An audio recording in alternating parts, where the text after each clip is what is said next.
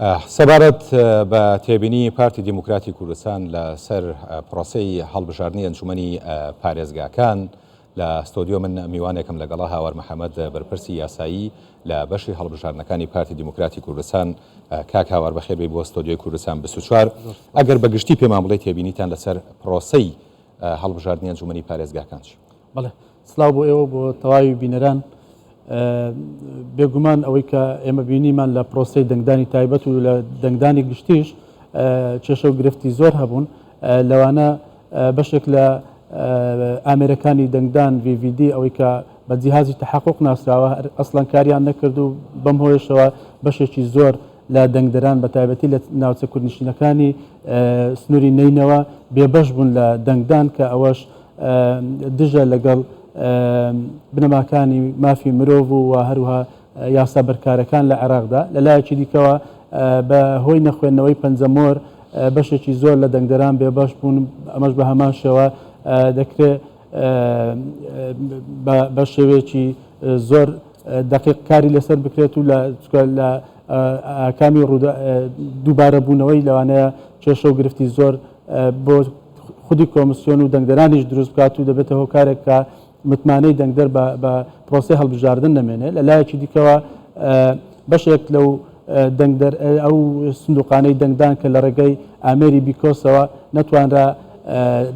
راپۆرتی دەرەنجامەکان تەبع بکرێت و بگەێنرێت بە وەسەتی کۆکردنەوەی دەنگدان لە بەغدا ئەمەش یەکێک بوو لەو کێشانە دوزار وای لێ هات کە بەشێک لەو سندوقانە کۆ بکرێنەوە و لە سەر ئاستی پارێزگایەکان بە شێوازی دەست ئەژمار بکرێتەوە. باش حتمما مادەم ئەم هەموو تێبینێتان هەبووە لەسەر پرۆسەکەی وە سکاڵاتان هەبووە گەر پێمان بڵێ چەند سکاڵاتان هەبووە و سکاڵاکانتان چۆن دابش بوو بەسەر و ناوچانەی کە بەڵێ ئێمە لە هەردوو پرۆسی دەنگدانی تایبەت و دەنگدانی گشتی 15 سکاڵامان تۆمار کرد دوو سکاڵا لە سنووری پارێزگای دیالا بوو سێ سکاڵا لە سنووری پارێزگای نینەوە بوو بەهۆی ئەوەی کە بەشێک لە هێزە چەکدارەکان و میلیشیاکان لەو سنوورە دەست درێژیان کردە سەر کادیرەکانی ئێمە و بریکاریەکانی ئێمەیان لە ناوەندەکانی دەنگدان دوورخستەوە تەنانەت دوو لە بریکارەکانی ئێمە کە کادیری پارتی دیموکراتی کوردستان دەستگیر کرابوون و دەست کاڵاشمان لەسەر هەردوو پرۆسی دەنگدانی تایبەت و گشتی لە سنووری پارێزگای کەرکووک تۆمار کرد. باشە لە کوردستان 24 هەواڵێ بڕاوکراوەتەوە بۆەوەی کە لە کەرکووک هەوڵێک هەیە بۆ ئەوەی کورسیەکی ئێوە ینی کورسێکتان لێکەم بکرێتەوە لەسەرم بابەتە قسەتان چیە؟ وڵا نامەوێت بە پێش ڕووداوەکان بکەوم بەڵام ئێمە ئەزمونێکی تاڵمان بەداخەوە لەگەر ئەو پرسە هەیە لە ڕابردوشدا بەداخەوە دەڵێم کە تەنانەت لەسەر ئاستی سەرۆکی کۆماری پێشووتریش تەدەخل لە بابەتێک کرا لەو بەهۆیەوە دوو کورسی پارتی دزرا لە هەولێر و لە نینەوە دەتوانم بڵێم ئەوە بووە سەرەتای ئەوەی کە کێشەی سیاسی زۆر گەورە کە لێکەوتەکانی بەداخەوە تا ئێستاش لەگەڵدابێت لەسەر تەواوی پرۆسی سیاسی بە تایبەتی لە هەرێمی کوردستان ماوە بۆیە ئامۆژگاری ئێمە بۆ لایەنە سیاسەکان ئەوانەی کە دەیانەوێت یاریەکی بەو شێوە لەگەڵ ئەنجامەکانی پارتی بکەن پێم وایە دەرەنجامی باشی نابێت و وەسەرکەوتوش نابێت چونکە ئێمە لە ڕێگەی بریکارەکانی خۆمانەوە لە ڕێگەی ئەو تیمە تایبەتانەی کە بۆ ئەو مەبەستە پێکمان هێناون زۆر بە وردی و بە دیقەتەوە چاودێری تەواوی پرۆسەکە دەکەین و بە هیچ شێوەیەکی قبول ناکەین کە بە شێوەی یاسایی کورسەکانی ئێمە بدزرێن جارێکی تر. باشە ینی دەوترێت ئەنجامەکە نابەدڵی پارتیە ئەوەی کە لە کەرکووک و لە مووسڵ بەدەستات و ئێوە قسەتان لەسەر بەڵێ بۆچوونێکی وە هەیە لە ناو دۆست و لایەنگرانی پارتی دیموکراتی کوردستان کە ژمارەی کورسەکان یاخود دەنگەکانی پارتی لە ئاستی قەبارەی و گەورەی پارتیدا نین من تەواوی دۆست و لایەنگرانی پارتی دیموکراتی کوردستان دڵنیا دەکەمەوە کە پێگەی پارتی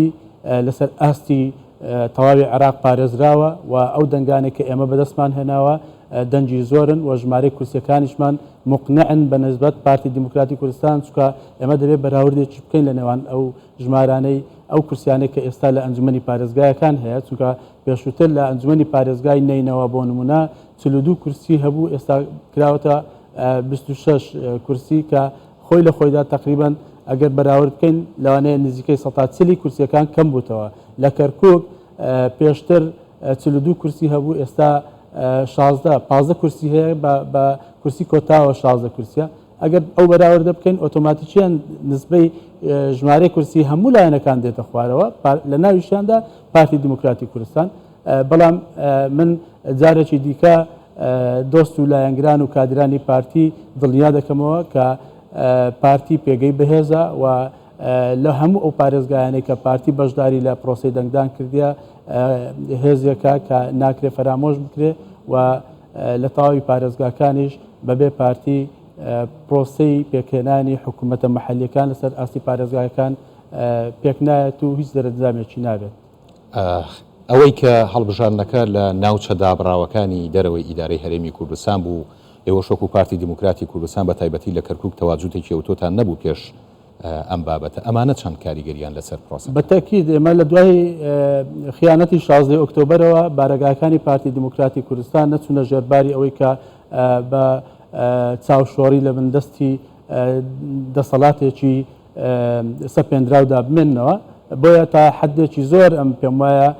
ئەمە کاریگەری خراپی بەسەر پرۆسی هەڵبژاردندا دەبێت و ئێستا دوای ئەوەی کە پارتی دیموکراتی کوردستان گەڕاوەتەوە ئەو شوێنانە پێم وایە لە داهاتوودا پێگەی پارتی دیموکراتی کوردستان زیاتر بەرەو پێش دەچێت و دەگەڕێتەوە سەر ئەو دۆخەی کە پێویستە پارتی ئەو قەبارەیە کە هەیبێت لەو پارێزگایانە بە زیادیشەوە دەیبێت و دەمێ ئەوش باز بکەم کە پارتی دیموکراتی کوردستان بە حکمی ئەوەی کە سنوورە جوگرافیەکان کە ئەوە شتێکی باوە لەسەر ئاستی دنیاشدا تەنانەت لە هەڵبژاردننی ئەمریکاش وایە عمقی هێزی دەنگەکانی پارتی ئەوەندەی لە ناو هەڵبژاردننی پەرلەمانی کوردستانە و لە ناو هەڵبژاردنەکانی تایبەت بە هەرێمی کوردستانە ئەوەندە لە ناو ئەو هەڵبژاردنانە نییە کە لەسەر ئاستی عێراقدایە. باشە سیستەمی هەڵبژاردنەکە بە شێوازێکە کە زیاتر لە بەرژەوەندی هێز و کوتلە گەورەکانە قسە لەسەرەوەی هەیە کە زیاتر لە 100,000 دەنگی کورد لەو ناوچانە لە هەموو ناوچەکانی ئیدارەی دەرەوەی هەرێمی کوردستان فەوتاوە ئەگەر بەیەکەوە بەشداری بکرایە باشتر نەبوو کورسی زیاتر بەدەست نەهێنرات. بێگومان پارتی دیموکراتی کوردستان هەمیشە بە تایبەتیش لە دوای کۆنگرەی چواردەی پارتی دیموکراتی کوردستان ئێمە هەمیشە داکۆچمان لەسەر ئەوە کردیتەوە کە یەکڕێزی لایەنەکان بپارێزین بەڵام